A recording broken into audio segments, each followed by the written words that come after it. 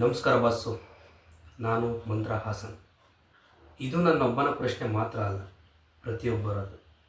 ಎಲ್ಲರ ಮನಸ್ಸಲ್ಲೂ ಕಾಡ್ತಿರೋದು ಒಂದೇ ಪ್ರಶ್ನೆ: ಆ ಕೃತ್ಯವನ್ನು ಮಾಡಿದವರಾದರೂ ಯಾರು ಅನ್ನೋದು, ಮತ್ತು ನಿಜವಾಗ್ಲೂ ನ್ಯಾಯ ಸಿಗುತ್ತಾ ಅನ್ನೋದು. ಕೆಲವರು ಹೋರಾಟ ಮಾಡ್ತಾರೆ, ಇನ್ನು ಕೆಲವರು ವಿರೋಧ ಮಾಡ್ತಾರೆ. ಯಾಕೆ? ಒಬ್ಬ ಆರೋಪಿ ಸಿಕ್ಕಿದ್ದು ಆಯಿತು, ಅವನಿಗೆ ಶಿಕ್ಷೆ ಕೂಡ ಆಯಿತು, ಆದರೆ ಕೋರ್ಟ್ ಅವನಲ್ಲ ಅಂತ ಹೇಳಿನೂ ಆಯಿತು.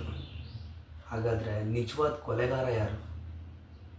ಹಾಗಿದ್ರೆ ನಾವು ಸೋಷಿಯಲ್ ಮೀಡಿಯಾಗಳಲ್ಲಿ ನೋಡ್ತಿರೋದು ಕೇಳ್ತಿರೋದೆಲ್ಲ ಸುಳ್ಳ? ಹಾಗಿದ್ರೆ ನಿಜ ಏನು?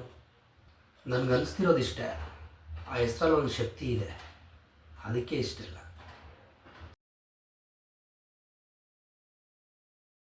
ಯಾರ ಮನೆಯದಾದರೂ ವಿಷಯ ಸಿಕ್ಕಿದ್ರೆ ದಿನಕ್ಕೆ ನೂರು ಸಲ ತೋರಿಸೋ ಸೋ ಕಾಲ್ಡ್ ಮೀಡಿಯಾಗಳು ಯಾಕೆ ಈ ವಿಷಯದ ಬಗ್ಗೆ ಏನೂ ಮಾತಾಡ್ತಿಲ್ಲ?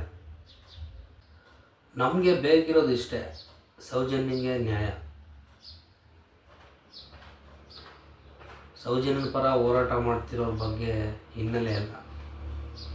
ಕೆಲವರು ನ್ಯಾಯ ಕೊಡಿಸೋದ್ರ ಬಗ್ಗೆ ಮಾತಾಡಿ ಅಂದರೆ ಧರ್ಮದ ಬಗ್ಗೆ ಮಾತಾಡ್ತಾರೆ, ಜಾತಿ ಬಗ್ಗೆ ಮಾತಾಡ್ತಾರೆ.